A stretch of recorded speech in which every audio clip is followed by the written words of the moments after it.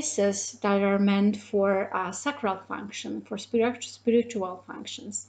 Of course, this is only the section of the topic, and there are many ways that you can approach this topic, and absolutely many ways in which you can perform that kind of architecture. But today I'm going to focus on the Vatican chapels that were designed for the last exhibition, Biennale of Architecture in Venice. And all the pavilions have been settled on the island, San Giorgio Maggiore Island, which is an island outside of the city of Venice, but it's one of the Veneto Islands. And the island is very famous for having San Giorgio Maggiore Church. This is where the island took its name.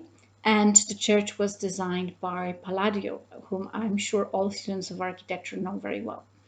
Around the church, there are gardens which are designed for many exhibitions. And also there is a huge greenery park space where the pavilions that we are discussing have been settled. The pavilions have been designed for a Rome Catholic Church, and this is the symbols that you will notice in today's exhibition. And Francesco Dalco, Micol Forti were the curators of that exhibition. They have invited a lot of architects for cooperation, and their names you can see here.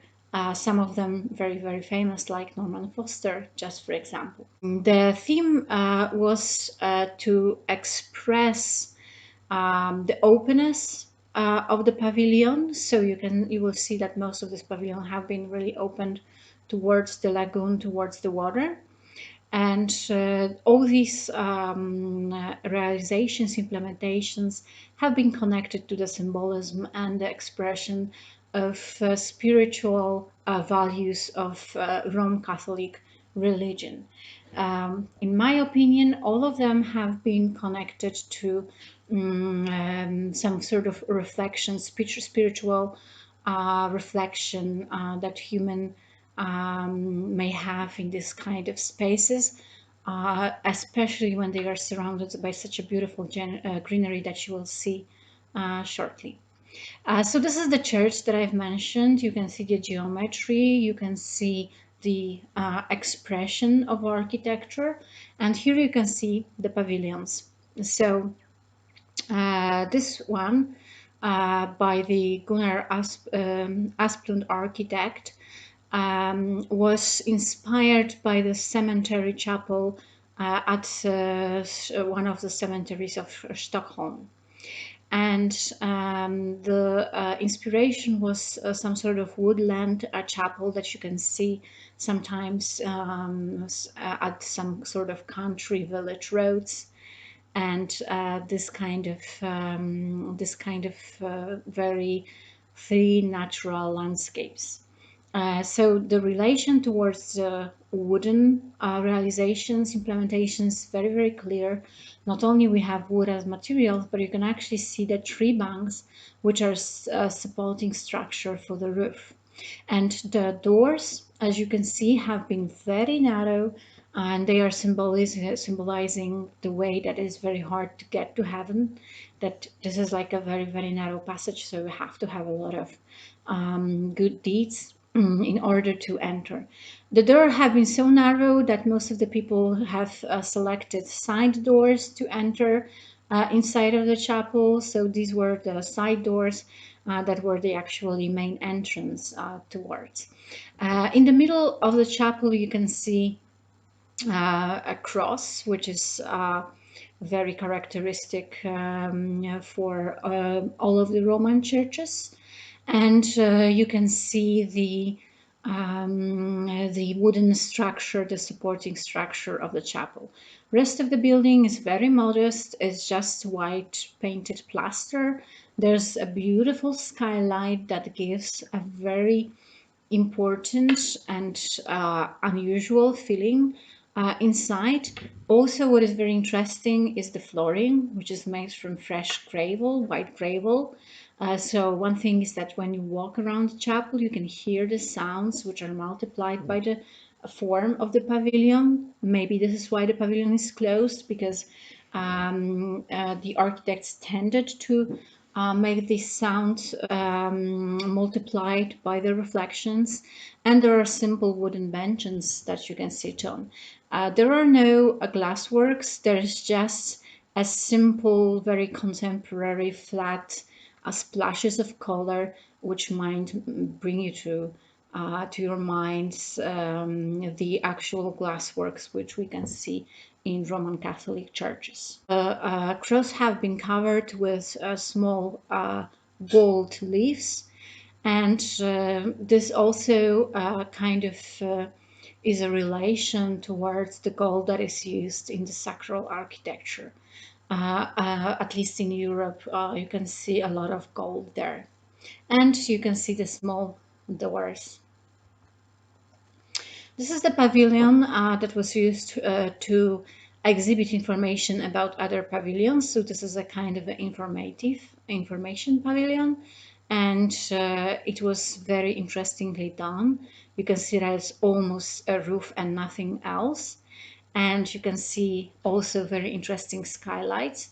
And the form of that pavilion is some sort of contemporary mixture of what we know about the old type of forms. So the form is like some sort of contemporary mixture of the old roofs, which have been, at least in Gothic period, very high pitched.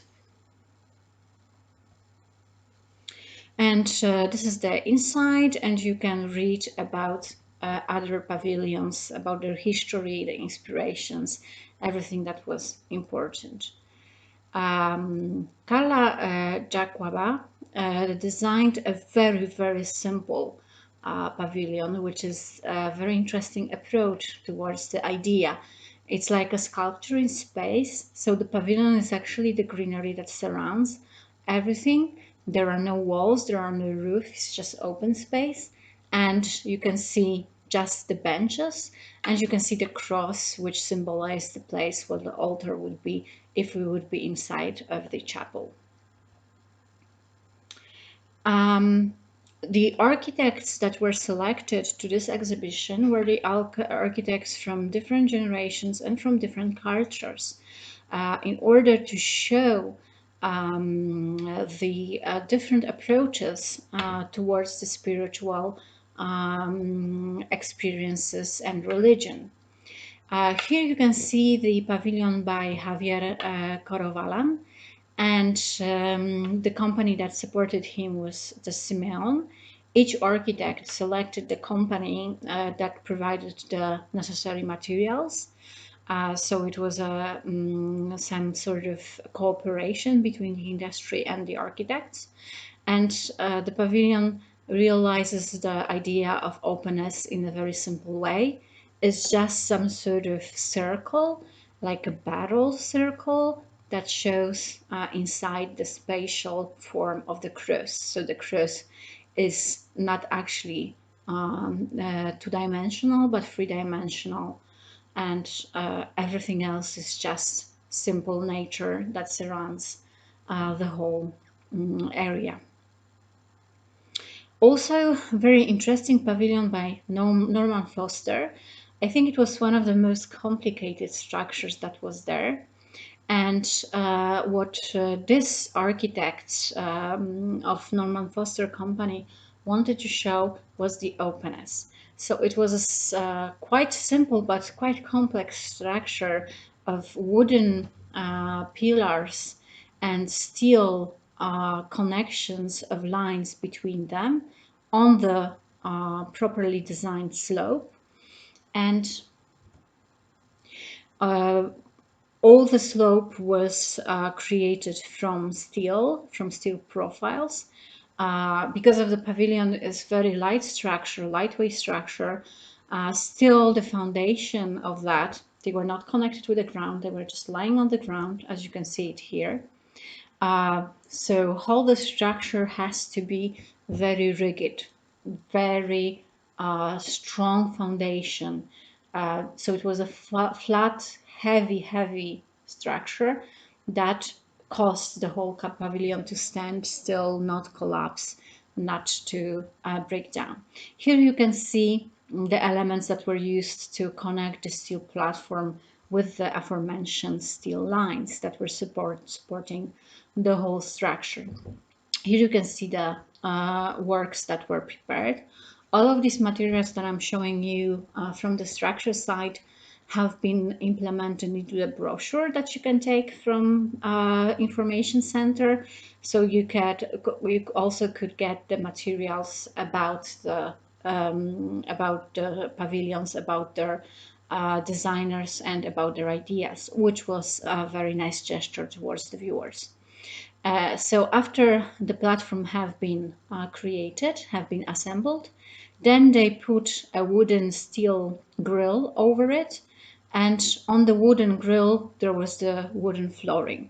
The pillars, as you can see, have been made from wood, and you can see here the lines that are part of the structure, and you can see the spatial truss, a steel truss that was the main structure. Afterwards, there were elements of the open work parts of the pavilion installed, and they are looking like on this slide. So you can see this, the flooring. There is a great detail in that project. You can see the bend of the step. So there's a step that you have to take, but it's very gentle, so there is no risk of tripping on that structure. Also, you see a beautiful detail of how the steel elements are connected with wood, with a little bit of space between the floor and the wood and the steel, so that nothing gets here wet or rust or anyway biologically destroyed. So that was the impressions from the pavilion. And inside, around the lagoon, there was an altar. So if you would watch some sort of a religious ceremony, you would see the lagoon and the trees behind them. The next pavilion was by Sin Gotzel, and the pavilion was made from a new material. Material is called zinc, and the material is high quality zinc copper titanium alloy. So it's some sort of laminates that are over each other. So it's a very interesting way of using the material. We've discussed that on the pavilions design classes, that you can use very untypical and new materials also. So the pavilion was opened, so you can either open or close it. You could move it around. So just the altar and the tower, which is again a very clear symbol in most of the churches, showing that this is the place of prayer. This is our connection between heaven and earth. And you have the part of the auditorium which can be changed, which can be on the grass, which can be just a sitting. Inside of the tower, there was a yellow color. You will see that in a second. And outside, you could see the natural material of natural color. This is the interior of the pavilion, made of this Zintec, in the Zintec technology. And you can see how the pavilion can be opened and closed with just a hydraulic utility utensil here.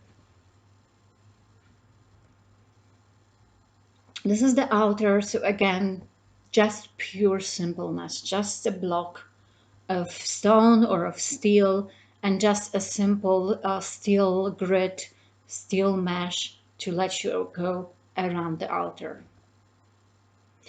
This was the pavilion that was basically for contemplation of the lagoon. It is the work of Andrew Breman, architect settled in New York. And you can see here that you just have a simple bench and you can just look at the lagoon. And when you go inside of the pavilion, you can see a skylight and a beautiful light that goes inside. So basically the interior of the pavilion is dark, black, and you just see the light. And so beautiful expression of the spirituality, and you can contemplate, reflect over the beauty of the nature. Another chapel here in the form of the concrete cone, and a simple chapel for praying with a beautiful light usage, sun usage of sun rays, building up the geometry of this architecture. And a different example, very simple geometric forms, just going between each other. And a reminiscence of very early Christian spaces where Christian couldn't perform their religion publicly, so they had to hide in some sort of caves, and this is this sort of expression. Thank you very much for